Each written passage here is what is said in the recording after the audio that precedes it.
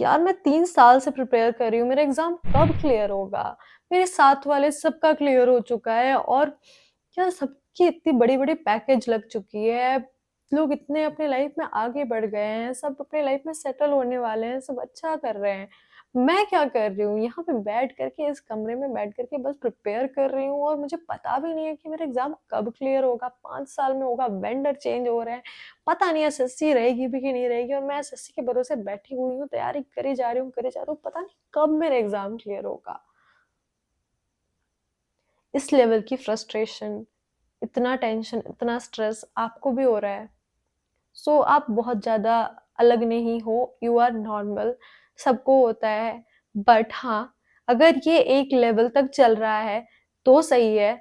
इस चीज़ को अगर आप अपने ऊपर हावी होने दे रहे हो, आप अगर इस चीज़ ने आपको पूरी तरीके से कवर कर लिया, ऑक्यूपाई कर लिया है, तो ये आपके लिए प्रॉब्लम हो सकती है। सो अगर आपको भी इस प्रॉब्लम का सॉल्यूशन तक पहुँचना है, तो आप ये वीडियो पूरी देखना है। इस वीडियो में मैं आप लोगों को बहुत डिटेल में बताऊँगी कि किस तरीके से इन प्रॉब्लम लाइफ में हमारी आती है प्रिपरेशन के टाइम पे, पर इन चीज़ों को किस तरीके से हम अपने ऊपर हावी होने से रोक सकते हैं। So without any further ado let's begin with the video. इस वीडियो में मैं 2 पॉइंट्स डिस्कस करने वाली हूँ। So let's begin with the first point. First point is know your why. आप हमेशा अपने वाई को क्लियर रखो। सबसे पहला आपको क्या करना है, आप एक दिन बैठो, एक पूरा दिन लो आप और आप जा करके एक पेपर निकालो, उसमें आप लिखो, थोड़ा-सा सेल्फ रिफ्लेक्ट करो कि आखिर आपको ये जॉब क्यों चाहिए? इस जॉब को आपको चलो आप मान लो कि आपको ये जॉब मिल गई, उसके बाद क्या करोगे? ये चीज़ डिसाइड करो।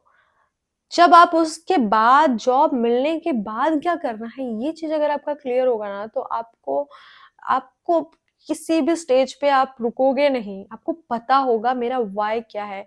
चलो मैं अपना व्हाय आप लोगों को बताती हूँ। मेरा व्हाय बहुत सारे थे, एक नहीं थे। सबसे पहला और सबसे मोस्ट इम्पोर्टेंट थी कि मेरे पेरेंट्स की खुशी। मेरे लिए ना बहुत इम्पोर्टेंट थी कि मतलब जो भी मेरे पेरेंट्स की स्ट्रगल रही है, जो भी सैक्रिफाइसेस उन्होंने मेरे लिए किए हैं, तो वो चीज़ें के लिए मैं उनको वापस तो नहीं कर सकती, वो सारे चीज़ों को मैं पे नहीं कर सकती, बट हाँ, उनके चेहरे पे वो जो स्माइल आएगी मेरी जॉब देख कर के, तो उन्हें ऐसा लगेगा कि जो मैंने मेहनत की है और जो भी मैंने चीज़ें की है, वो सारी चीज़ें वर्थ थी। तो वो चीज़ें वो खुशी और मैं अपने पेरेंट्स को हेल्प कर सकूँ फाइनेंशियली या फिर कुछ और मतलब उनकी खुशियाँ ये चीज़ें आप समझ सकते हो, बहुत लोगों के पेरेंट्स की खुशी उसके लिए बहुत इम्पोर्टेंट होती है। तो ये चीज़ मेरे लिए बहुत ही बड़ा एक मोटिवेशन रहती थी कि मेरे मम्मी-पापा कितने खुश होंगे। तो ये चीज़ मेरे एक सबसे बड़ा मोटिवेशन था। सेकंड, मेरे आस-पास की जो लड़कियाँ हैं, इनकी कंडीशन मैं एक बहुत स्मॉल टाउन से बिलॉन्ग करती हूँ। यहाँ पे लड़कियों को बेसिकली बस ये करते हैं कि ग्रेजुएशन हो गई और शादी करा दिया। कई बार तो 12th के बाद ही शादी करा देंगे। लड़कियों को बस ये दिमाग लगाते हैं लड़की है बस उसके लिए दहेज के पैसे जमा करने हैं, शादी करानी है। बस लड़कियों के लिए इतना ही दिमाग लगाया जाता है। लड़कियों के बारे में ये नहीं सोचते हैं कि उनको पढ़ाएँगे, जॉब कराएँगे, वो लड़कियाँ भी नौकरी कर सकती है, अपने पैर पे खड़ा हो सकती है, ऐसा कुछ भी नहीं सोचते हैं। मेरे दिमाग में था कि अगर मैं जॉब कर लूँगी ना, तो बहुत सारी मेरे आस-पास की जो लड़कियाँ हैं, उनके लिए रास्ते खुल जाएँगे। और ऐसा हुआ भी, जिस दिन मेरा एग्ज़ाम क्लियर हुआ था, कई सारे पेरेंट्स अपनी-अपनी लड़कियों को लेकर के मेरे पास आए थे और उन्होंने मुझसे कहा था कि आप भी इसको गाइड कर दो, ये भी पढ़ना चाह रही है, ये भी एग्ज़ाम क्लियर करना चाह रही है। तो मुझे उस समय लगा कि ये चीज़ ना वर्थ हो गई। तो ये जब मैं प्रिपरेशन कर रही थी, मुझे ये चीज़ थी कि लड़कियों के लिए रास्ता खोलना है। मेरे फैमिली में भी जो लड़कियाँ हैं, जो पेरेंट्स कहते हैं कि बस शादी करा देंगे, ऐसे करा देंगे, तो ये चीज़ें क्योंकि मेरे ऊपर भी प्रेशर आने लगता था उस चक्कर में। तो मुझे ऐसा लगता था ये बहुत गलत है। पर मेरे पेरेंट्स ने मुझे इतनी छूट दी थी कि हाँ, मैं पढ़ सकती हूँ, तो मुझे लगा कि मैं इसका फ़ायदा उठा करके मेरे पेरेंट्स जिस तरीके से उन्होंने जिस तरह से मुझे सपोर्ट किया है, मैं एक एग्ज़ाम्पल सेट कर सकती हूँ कि अगर अपने पेरेंट्स आपके अपने बच्चियों को सपोर्ट करते हैं, तो वो भी बहुत बड़ा कुछ कर सकती हैं, अपना कुछ अपने आप को इंडिपेंडेंट कर सकती है और वो भी कुछ अपने लाइफ़ में कर सकती है। सो दैट वाज़ माय गोल और ऑफ कोर्स फाइनेंशियली लोगों को जो नीचे मतलब जो कमज़ोर लोग हैं, उन लोगों की हेल्प कर सकूँ मैं, ये चीज़ थी। फाइनेंशियली मैं लोगों की हेल्प कर सकूँ। ऑफ कोर्स एएसओ में बहुत बड़े लेवल पर आप लोगों की हेल्प नहीं कर सकते हैं अपनी पोस्ट को लेकर के, बट हाँ ऑफ कोर्स मैं फाइनेंशियली लोगों को हेल्प कर सकूँ, ये चीज़ मेरी थी। तो ये भी मेरा एक बहुत बड़ा गोल था, और ये 2-3 चीज़ें, और भी कई सारी चीज़ें हैं, बट ये 3 बहुत इम्पोर्टेंट चीज़ें थी, और इन इन चीज़ों ने मुझे बहुत मोटिवेटेड रखा, फ़ोकस्ड रखा। मैंने डिसाइड किया था ये चीज़ें हैं, इन चीज़ों के लिए मुझे मेहनत करनी है, अब चाहे कितनी भी मेहनत लगे, मैं करने के लिए रेडी हूँ। सो ये अगर आप अपना व्हाई क्लियर रखोगे ना, कभी भी किसी भी दौर पे अगर आपको लो फील होता है, तो आप उस समय इन चीज़ों को देखोगे और उसके बाद आप मोटिवेटेड हो जाओगे, और आपको लगेगा कि ये प्रॉब्लम इतनी बड़ी नहीं है, मेरा रीज़न बहुत बड़ा है। तो ये चीज़ अपने व्हाई अगर क्लियर कर लोगे, तो आप बहुत बड़ा प्रॉब्लम से बच सकते हो आगे की, जो कि आपकी आएगी प्रिपरेशन के तौर पे। So that was the first point. Now let's move to the second point. Second point है कि अपने आप को किसी दूसरे के साथ कंपेयर मत करो। Don't compare yourself with others, because आजकल के सोशल मीडिया के टाइम में ना, हाँ, कंपैरिज़न बहुत बड़ी प्रॉब्लम हो गई है। हमें लोगों की लाइफ इंटरनेट पे दिखती है, वो उसने ऐसे कर लिया, कई लोग अपनी कुछ-कुछ पोस्ट करते रहते हैं, कुछ अ, मतलब सिलेक्शन ले लिया किसी ने, कुछ कर रहे हैं, कुछ कह रहे हैं कि मैं फर्स्ट अटेम्प्ट में मैंने सिलेक्शन ले लिया, तो मेरे इतने मार्क्स आते थे जब मैं प्री के मॉक्स देता था, मेरे 180 नंबर आते थे। आप देख रहे हो उसके 180 नंबर आते थे, मैं तो अभी एग्ज़ाम आने वाले हैं, मेरे तो 150 ही आ रहे हैं। आप तब अपने आप को उससे कंपेयर करने लगते हो। आपको पता भी नहीं है उसने कौन-सी मॉक दी थी, क्या किया था, क्या पता झूठ बोल रहा था, 180 नहीं आते होंगे। आपको कुछ नहीं पता है, आप खुद को उससे कंपेयर करने लगते हो। ये प्रॉब्लम हो रही है आज के टाइम पे। So don't do this, don't compare yourself with others, because आपको कुछ नहीं पता है कौन क्या करता है। आपको मैं अपना स्टोरी बताती हूँ। मैं एक छोटे से ग्रुप थोड़ा बड़ा ग्रुप था, वहाँ पे मैं कनेक्टेड थी। वहाँ पे क्या होता था, हम अपने मॉक देते थे। इस तरीके के बहुत सारे ग्रुप आजकल के टेलीग्राम में बन रहे हैं कि हम मॉक देते थे और मॉक के मार्क्स अपने वहाँ पे शेयर किया करते थे। तो ये चीज़ होती थी, तो वहाँ पे सब लोग अपने-अपने मॉक के मार्क्स शेयर करते थे। तो मैं जाकर के देखती थी, अब कोई मॉक ना बहुत टफ आ गया, तो वो टफ था, पर मेरे आ गए 120 नंबर। अब तो मैं एक तो डिमोटिवेट, तो उसमें 120 नंबर आ गए, और कोई और उसके आ रहे 190 नंबर, वो पोस्ट कर रहा है, और मैं यहाँ पे इतना डिमोटिवेट होने लग गई। कुछ-कुछ टाइम हुआ और उसके बाद क्या होने लगा, एक मॉक तो टफ आ गया था, उसमें तो मेरे 120 आ गए। इसके बाद मेरी परफॉर्मेंस इतनी हैम्पर कर गई कि जो मॉक में सच में परसेंटाइल 95 बननी चाहिए थी मेरी, उसमें अब मेरी परसेंटाइल इतनी नीचे होने लग गई, 80 तक पहुँचने लग गई थी। मेरा इतना कॉन्फिडेंस लेवल लो हो गया। अपने आप को मैंने इतना अफ़ेक्ट कर दिया दूसरों के नंबर देखकर, मुझे लगा पता नहीं मेरा फर्स्ट अटेम्प्ट में मेरे से क्लियर ही नहीं होगा, लोगों से कितने नंबर आ रहे हैं, मेरे क्लियर ही नहीं होगा। मैं ऐसे ही करती रहती थी, और ये चीज़ें मैंने बहुत ज़्यादा अफ़ेक्ट करने लग गई मुझे। बट कुछ टाइम के बाद ना मुझे ये रियलाइज़ हुआ कि लोगों के साथ कंपेयर, मैं किसके साथ कंपेयर करूँ? मुझे पता भी नहीं है उसने किस सिचुएशन में मॉक दिया है। क्या पता मॉक पॉज़ करके दे रहा होगा। कई लोगों की होती है ये प्रॉब्लम यार, आप लोगों को समझ में आए नहीं आए, जो लोग नए-नए होते हैं ना, उन्हें ये चीज़ नहीं पता होती है। बहुत लोग ना ऑनलाइन बहुत शो ऑफ करने में रह जाते हैं, और असल एग्ज़ाम में फिर इनका क्लियर भी नहीं होता है। तो आपको ना इन तरीके के लोगों से ज़्यादा इफ़ेक्ट नहीं होना होगा। हो सकता है उसके नंबर आ भी रहे हैं, क्या करना है हमें? हमें एग्ज़ाम क्लियर करना है ना। आपको ऑनलाइन आपको मॉक प्रोवाइड कराया हुआ है, आप मॉक में देखो, परसेंटाइल देखो, अपनी रैंक देखो। आपको परसेंटाइल मोस्टली आपको देखनी होती है, 95 परसेंटाइल से अगर आपकी ज़्यादा आ रही है, वो क्या मतलब है किसके कितने नंबर आ रहे हैं, क्या मतलब नंबर आ रहे हैं। आप देखो कि मेरे कल इतने परसेंटाइल आई थी, आज मेरी इतनी इम्प्रूव हो गई। अगर आपके कम आए हैं, तो कहाँ गलतियाँ की है आपने, गलतियों को एनालाइज़ करो, और उसके बाद फिर बस आपका ये होना चाहिए। तो अगर आप दूसरों के साथ कंपेयर करोगे तो कुछ नहीं, बस आपको इस चीज़ पे ध्यान देना है कि आप कल क्या थे, आज क्या हो। कल अगर आप आज से बेटर हो, तो फिर सही है, आप आगे चलो, और अगर थोड़ा-सा कम भी हो गया है, कल से अगर आप थोड़ा-सा खराब किया है आपने, तो आप एनालाइज़ करो ना कि आपने क्यों क्या गलती की, और अपने आप की एनालिसिस करने का सबसे बेस्ट तरीका होता है मॉक। मॉक बहुत ही इम्पोर्टेंट है, मैं इसके बारे में कितना ही बोलूँ उतना ही कम है। मॉक इतना इम्पोर्टेंट है अगर आप सेल्फ स्टडी कर रहे हो तो। तो मॉक के बारे में अगर हम बात करते हैं और हम टेक्स्ट बुक के बारे में नहीं बात करते हैं, और अगर मैंने आपको कुछ ऑफर्स नहीं बताए तो फिर क्या फ़ायदा ना। तो आपके लिए मैं एक ऑफर लेकर के आई हूँ। टेक्स्ट बुक आपके लिए एक ऑफर लेकर के आया हुआ है, होली ऑफर, जिसमें अगर आपको पूरा ईयरली पास चाहिए तो वो अभी आपको 307 में आपको मिल रहा है, और अगर आपको पूरे लाइफ टाइम के लिए पास चाहिए तो वो आपको 439 में मिल रहा है, पास प्रो। और अगर आप मेरा कूपन कोड अप्लाई करते हैं विच इज भावना, तो आपको 12% ऑफ भी मिल जाएगा। So just grab this deal, आपके लिए ये डील वेट कर रही है। अगर आपको मॉक अटेम्प्ट करने हैं और आपको मॉक लगाना है और आपको डाउट है कि कौन सा मॉक परचेस किया जाए, सो आप आंख बंद करके टेक्स्ट बुक की तरफ जा सकते हैं, क्योंकि हर टॉपर टेक्स्ट बुक सजेस्ट करता है। So don't miss out on this offer. और ये ऑफर 24 और 25 को थी, आज लास्ट डे है। So don't miss out on this offer, और जाओ और जा करके मॉक परचेस करो। So that was about the offer.